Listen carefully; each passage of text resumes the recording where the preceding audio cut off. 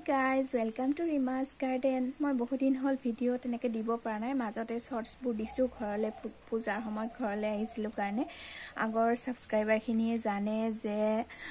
মই লৰা পঢ়া কাৰণে তাৰ লগত থাকিব লগিয়া হৈছে ভাড়া ঘৰত গৈ হেতু কাৰণে মোৰ গাৰ্ডেনৰ অৱস্থা নাই তথাপি এটো চাওক পুৰণি মিক্সাৰ গ্ৰাইন্ডাৰটো মই পেলাই নিদি এটো চাওক সুইচটো পেলাই নিদি পেলাই মই আগৰ সাবস্ক্ৰাইবাৰ খিনি জানে যে মই একো বস্তু পেলাই নিদিও এটো পেলাই নিদি মই প্লান্টাৰ হিচাপত ইউজ কৰিছিলো আৰু চাওকচোন কিমান ধুনিয়া কৈ কেকটাসটো ভৰ্তি হৈ গৈছে